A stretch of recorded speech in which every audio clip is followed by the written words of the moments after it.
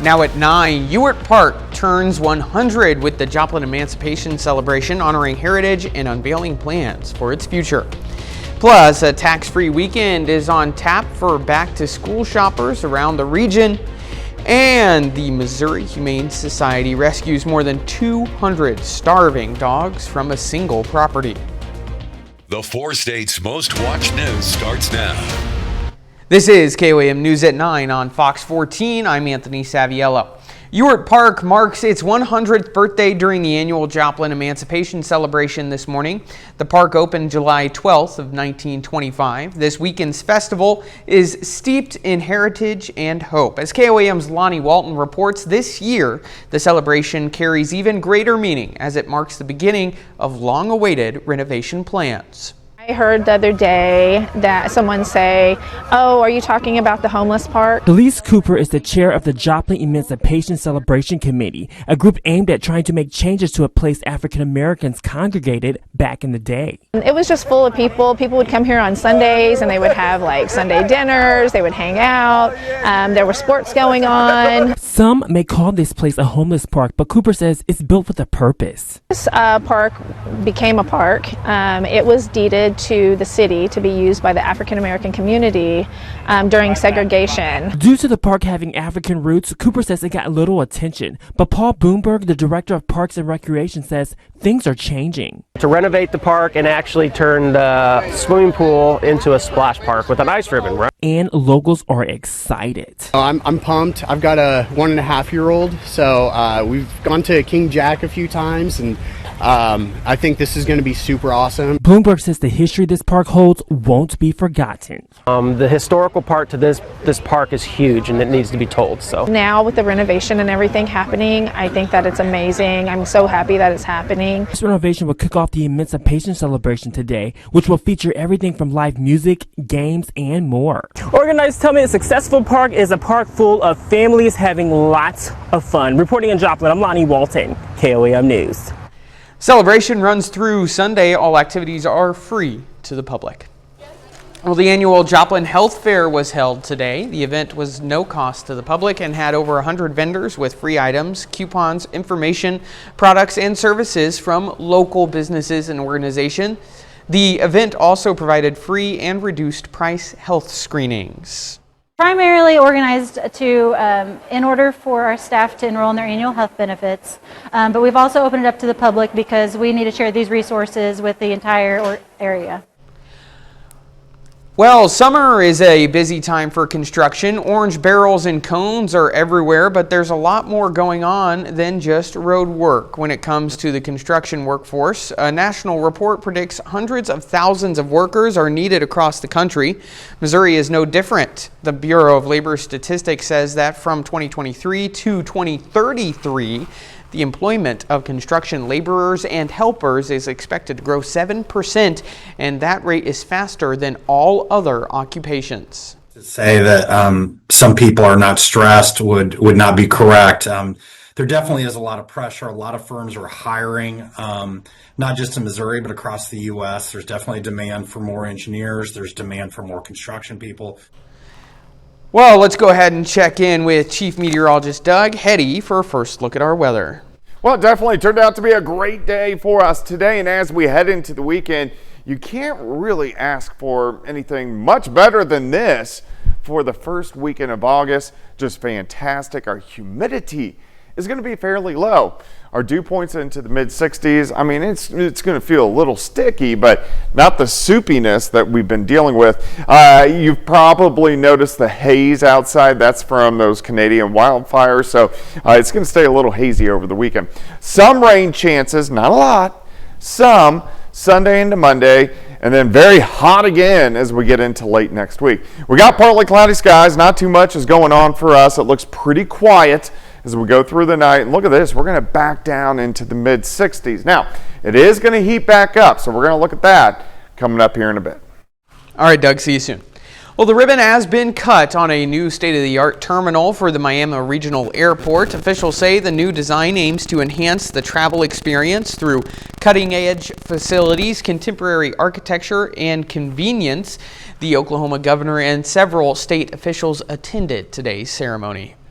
Not every community comes out like Miami came out today, and to see that happen, to see so many non-aviators kind of become aviation enthusiasts right before our eyes, really truly shows what forward-leaning vision Miami has for its city.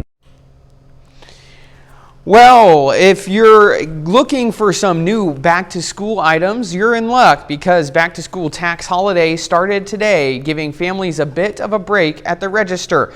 KOAM's Mitch Adams goes to a few local stores to tell us more. This weekend, sales tax will not be charged on certain items in Oklahoma, Arkansas, and Missouri, meaning many retail stores will be packed full of customers looking to maximize their savings. School is just around the corner, and shoppers in Missouri, Arkansas, Oklahoma, and some Kansas towns will be out in full force buying school supplies. The tax holiday started Friday and lasts through August 3rd. Sales, including some technology and clothing items, will be temporarily exempt from state and sometimes local sales taxes. I think it's good, especially with how expensive things are. I went and bought school supplies for my kids, and I spent $50 on binders, and I think it's good. It's an incentive to those who are spending money on essential supplies, which can mean big savings for some families. I highly encourage all of my friends that have kids going into school to go shopping just because there's no tax, and I think it makes it cheaper. While some states celebrate this holiday throughout their entire state, some do not, including Kansas.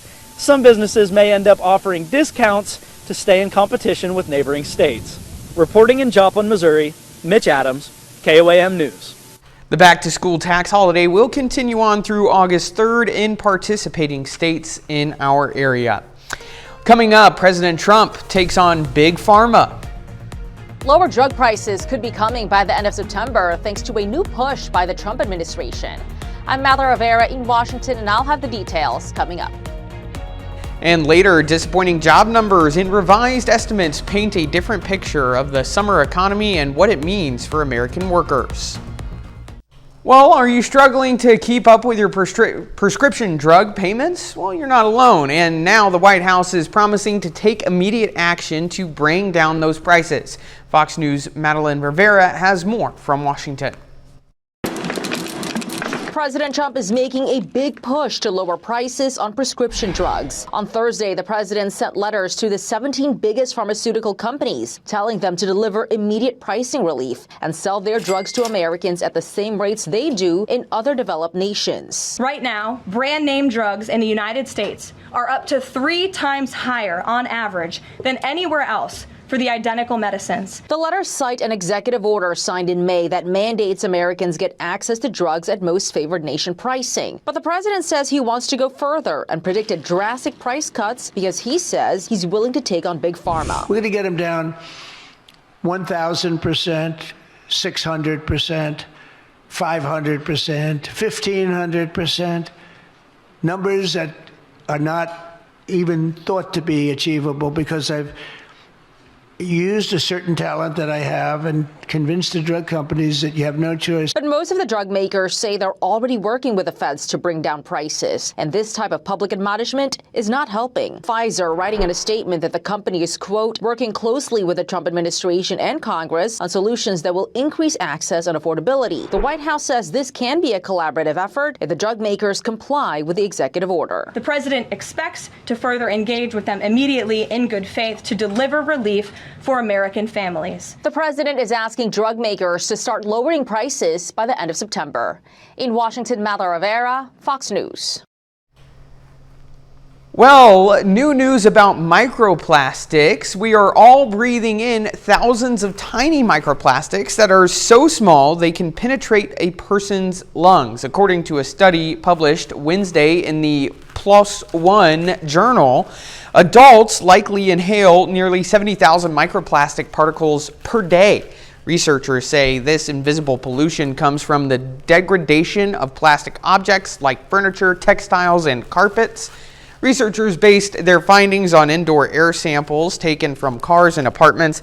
They advise people to try to avoid using plastic when possible, especially single-use items.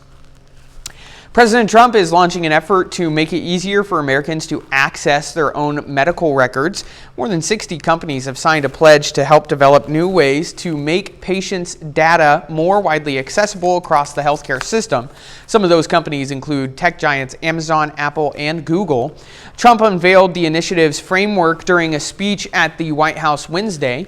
The Centers for Medicare and Medicaid Services says the companies have committed to deliver results by early next year, but the agency did not detail any specific benchmarks the group is expected to meet.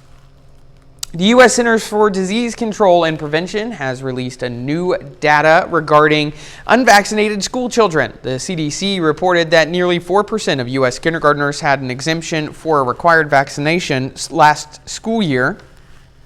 The report said coverage for all vaccines, including the measles, was lower than the years before due to those exemptions. About 138,000 new school children went without one state-mandated vaccine. Experts say the majority of this year's measles cases have been unvaccinated children. Doug is next with a complete look at your forecast, and later, 6 months after a deadly mid-air collision near D.C., investigators are zeroing in on faulty equipment and outdated safety systems. Well, it definitely turned out to be a great Friday for us today. Temperatures just fantastic.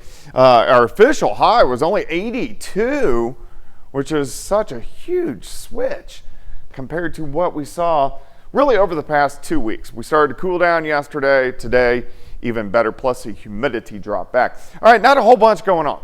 We got partly cloudy skies. Looks good as we go through the overnight hours. Temperatures are going to back down 61 to about 64, 65 degrees. So it's going to feel pretty good. Now, temperatures are going to drop to that dew point tonight, so it is going to be dewy in the morning hours. By noon, about 80 to 81. I think most of us 85-ish, 82 in Stockton, 84 in Bentonville, 86 in Miami, Chanute, up to about 83 degrees. Tomorrow night, slide back down, look at this, some upper 50s to near 60 degrees. Now, we're going to be watching some thunderstorms out across central Kansas. One or two of those guys may get in southeastern Kansas, northeastern parts of Oklahoma as we go into Sunday afternoon. Then a slight chance for some showers again Sunday night into Monday. Here's your weekend breakdown. 85 tomorrow, 86 on Sunday. Some clouds on Sunday, but overall it looks pretty good. All right, checking out the humidity. Our dew point's kind of 64, 65-ish. So what this means to you is we feel a little sticky, but we're not in that soupy range that we saw really over the past couple weeks. We do have these, so our high pressure is now back here. So we have these little ripples in the flow, and with that, that is giving us those slight chances for rain as we go through the next few days. Let me take you through time. High pressure stays away from us, meaning the heat and the humidity. Another wave rotates around Sunday night into Monday, but watch this dome of high pressure. It starts to head back in as we get into the second half of next week. That means heat, humidity, but we should get another little shot of some cooler air as we get into late next weekend. So kind of up and down as we go through the next couple weeks. Let's move into Monday. I think temperatures mainly mid-80s, so we stay in that nice little stretch, slight chance for a few thunderstorms. By Tuesday, we're creeping back up now. We're in the upper 80s to near 90. We should by Wednesday go into the mid-90s for highs. That's why I'm telling you, enjoy the 80s now. Upper 90s by Thursday, pushing 100. And I think by Friday, we're also going to be upper 90s to near 100 degrees and mainly dry the second half of next week. So again, enjoy the 80s. All right, so on your Saturday, let's go 85, 86 on Sunday, slight chance for a few showers. Again, mainly on the Kansas and the Oklahoma side. 85 on Monday, 90 on Tuesday, 97 as we get into Wednesday, and then near 100 degrees on Thursday and Friday. So super hot, some thunderstorm chances moving back in next weekend. Anthony?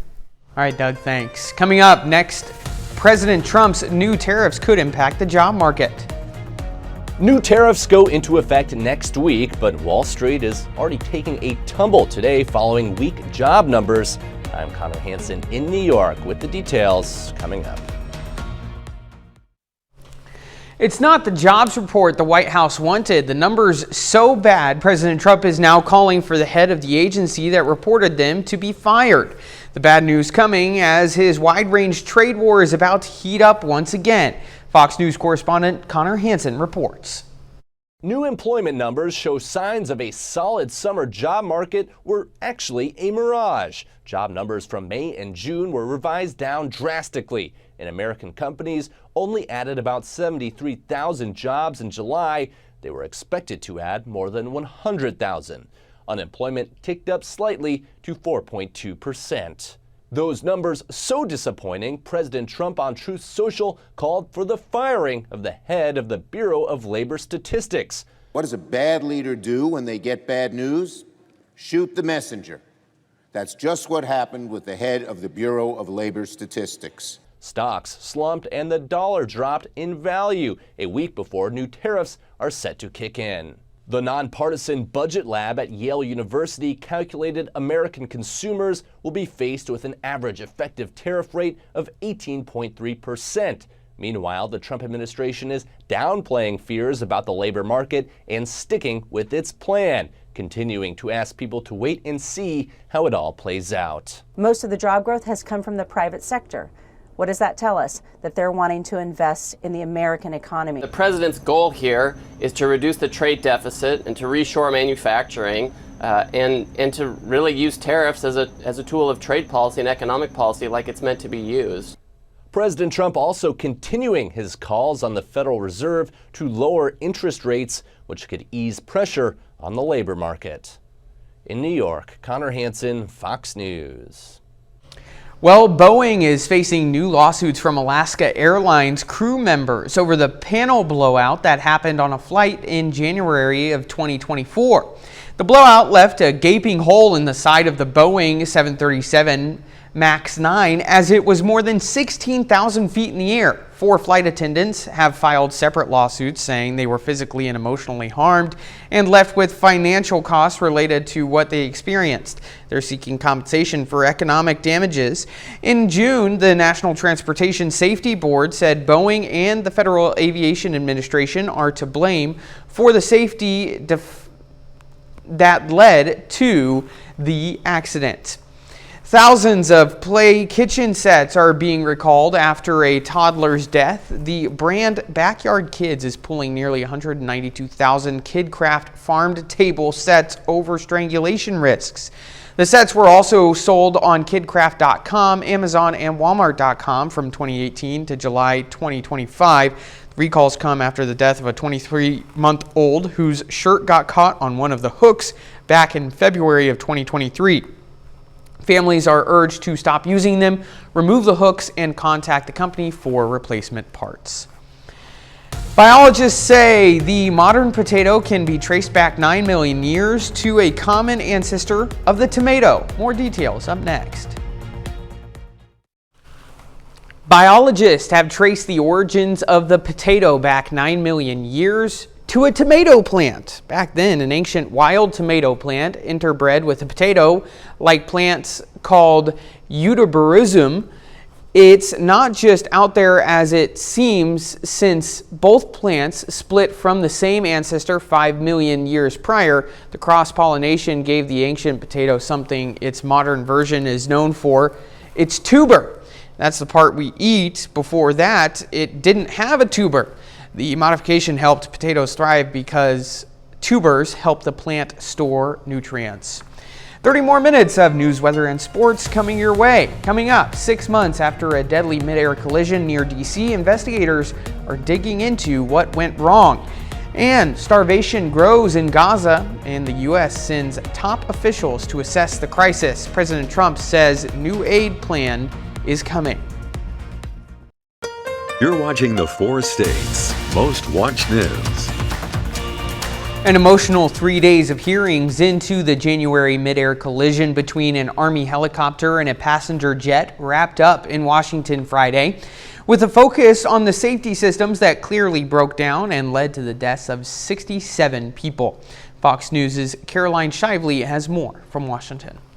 Federal investigators still looking for answers in a fatal crash outside D.C. 6 months after an Army Black Hawk helicopter and an American Airlines jet collided, killing 67 people. The National Transportation Safety Board held a public hearing on the crash this week. This is day 3, the final day of our investigative hearing of the fatal Midair collision. The Army pilot was flying above the 200-foot limit over the Potomac River near Reagan National Airport on January 29th, possibly due to a faulty altimeter when it collided with the landing aircraft. Pass 1 is CRJ. On Friday, investigators focused on the bigger picture, the technology and anti-collision systems at the nation's airports. As aircraft get closer to each other in a terminal environment, these systems tend to have fairly large rates of undesirable alerts. The airspace around Reagan National is one of the most congested in the nation. Pilots there and at other busy airports have reported receiving false alarms warning of mid-air collisions. We become desensitized to the alert. The alert ceases to be an alert. The Federal Aviation Administration is in the process of modernizing the nation's aging traffic management systems piece by piece. We really need to be able to make sure that we've got the appropriate fleet equipage that can actually do this at the appropriate times versus just certain aircraft. A final NTSB report on the crash is due out early next year. In Washington, Caroline Shively, Fox News. Well, the Pentagon has scheduled its first major test of the Golden Dome missile defense system. That's President Donald Trump's vision for a multi-billion-dollar space-based shield that can protect the entire U.S. Trump has said once the Golden Dome is constructed, it will be capable of intercepting missiles from anywhere, according to 2 sources familiar with the matter. The Phase 1 test is set for just before the 2028 election, which seems like an ambitious deadline. However, it lines up with Trump's pledge in May to have it done in 3 years. The Missile Defense Agency would carry out the testing. The MDA did not return a request for comment. President Trump sent 2 top officials into Gaza today to assess the humanitarian situation there. Fox's News' Alex Hogan has more from London. Oh, it's terrible what's occurring there, yeah. It's a terrible thing. President Trump is ramping up American efforts to get more aid to starving civilians in the Gaza Strip. On Friday, he sent 2 high-ranking officials into Gaza, U.S. Ambassador Mike Huckabee and Special Envoy Steve Witkoff, to assess the situation. They spent about 5 hours there and visited an aid distribution center. Quote, the purpose of the visit was to give POTUS a clear understanding of the humanitarian situation and help craft a plan to deliver food. We wanted Israel to watch over it. Part of the problem is Hamas is taking the money and they're taking the food. It comes as doctors in Gaza are reporting significant signs of starvation across the entire population, and the death toll due to lack of food is climbing quickly. The majority of people have signs of malnutrition, both the adults and the children. Many children are passing out literally during the day. European countries like France and Spain are now joining a massive airdrop effort started by Gaza's Arab neighbors. But only a ceasefire can provide the access needed to feed the entire territory. Talks are ongoing, but no progress has been reported as the humanitarian crisis gets worse. This is, of course, an urgent call, especially for the terrorists of Hamas, to lay down the weapons. President Trump said on Friday he's working on a new plan to get people fed in Gaza. In London, Alex Hogan, Fox News. Doug is next with another look at your forecast, and later at 87, Naomi Rainey took to the skies for the very first time, proving it's never too late to check something off your bucket list. Well, definitely turned out to be a great Friday for us today. Temperatures just fantastic. Our official high was only 82, which is such a huge switch compared to what we saw really over the past 2 weeks. We started to cool down yesterday. Today, even better, plus the humidity dropped back. All right, not a whole bunch going on. We got partly cloudy skies. Looks good as we go through the overnight hours. Temperatures are going to back down 61 to about 64, 65 degrees. So it's going to feel pretty good. Now, temperatures are going to drop to that dew point tonight, so it is going to be dewy in the morning hours.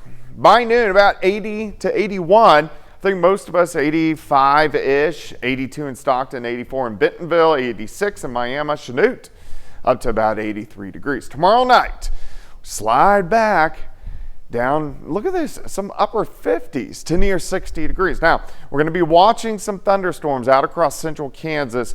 One or two of those guys may get in southeastern Kansas, northeastern parts of Oklahoma as we go into Sunday afternoon. Then a slight chance for some showers again Sunday night into Monday. Here's your weekend breakdown. 85 tomorrow, 86 on Sunday.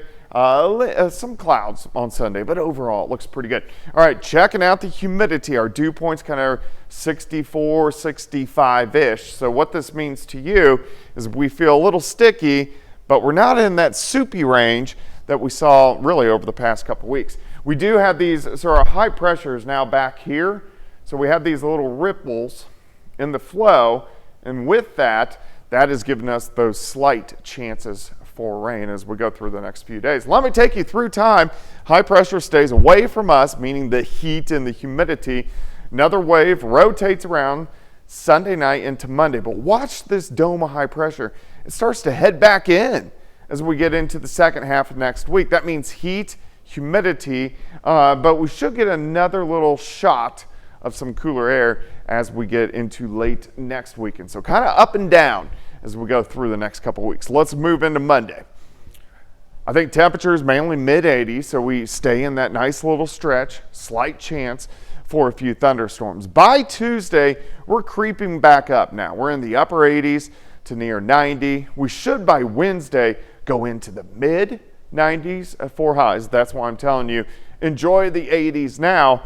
Upper 90s by Thursday, pushing 100. And I think by Friday, we're also going to be upper 90s to near 100 degrees and mainly dry the second half of next week. So again, enjoy the 80s. All right, so on your Saturday, let's go 85, 86 on Sunday, slight chance for a few showers. Again, mainly on the Kansas and the Oklahoma side. 85 on Monday, 90 on Tuesday, 97 as we get into Wednesday, and then near 100 degrees on Thursday and Friday. So super hot, some thunderstorm chances moving back in next weekend. Anthony? Doug, thanks. Still ahead, the Outlaws begin their final series of the regular season. Plus, local fans cheer on our youngest athletes as two of our local Little League teams battle it out in the Midwest Region Tournament. Ben McLeish has those stories and more up next in sports.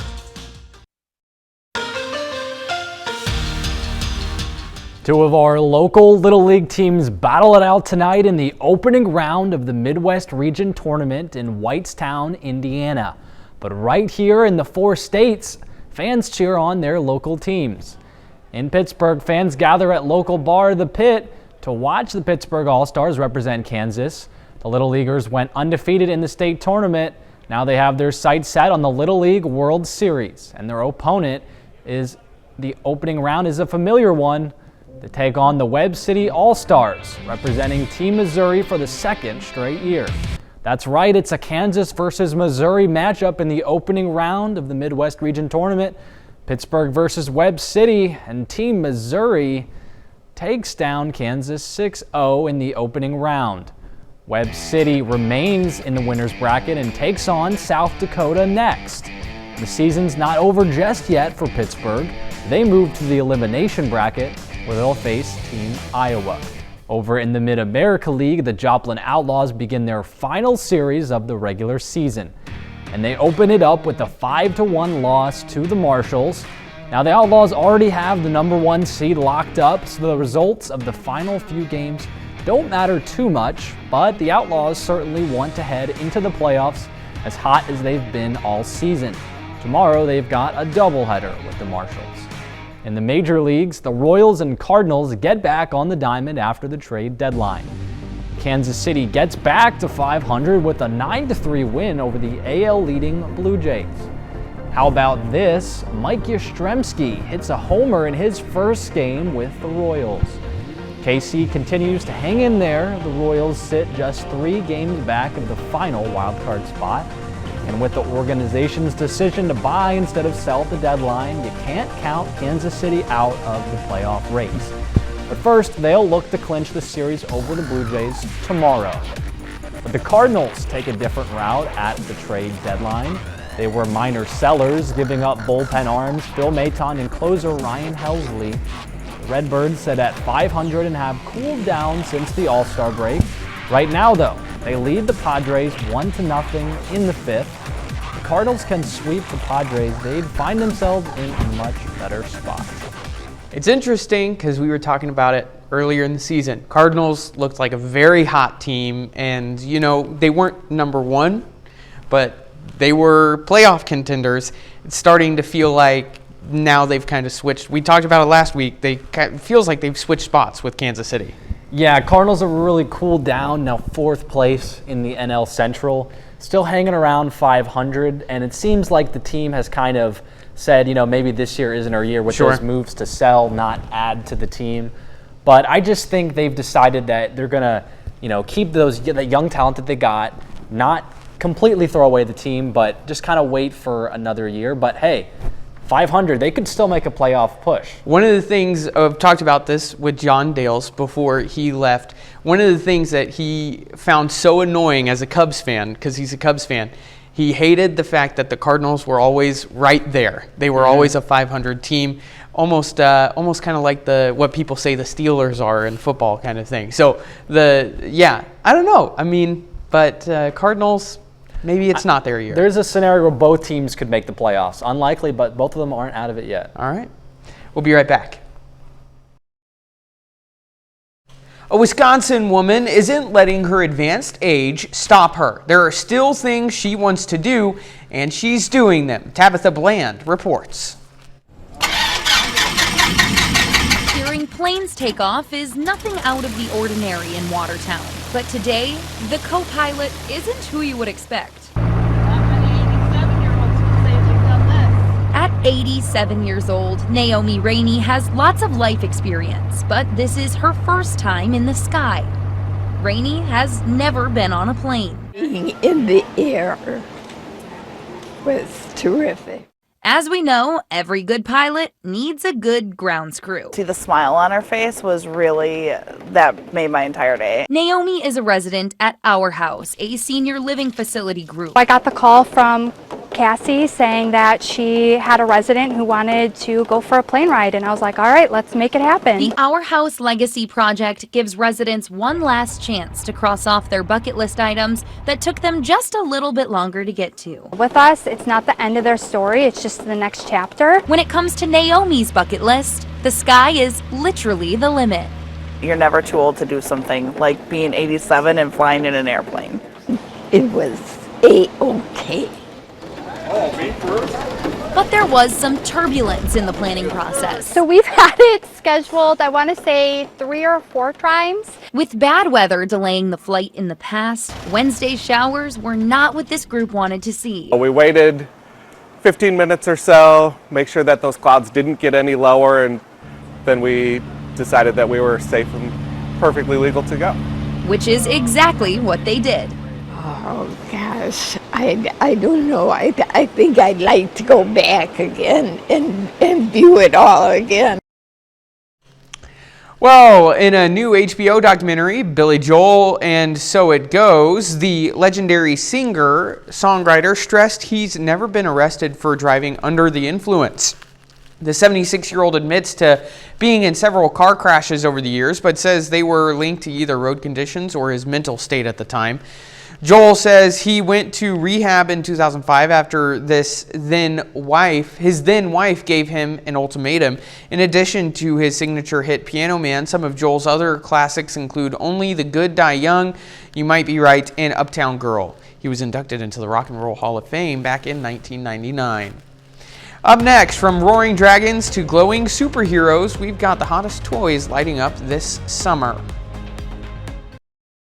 This summer's biggest movies aren't just box office hits, they're inspiring the season's most buzzed about toys. We spoke with the Toy Insider's James Zahn for a look at the top playtime picks tied to the big screen. Here's Fox's Ashley Dvorkin.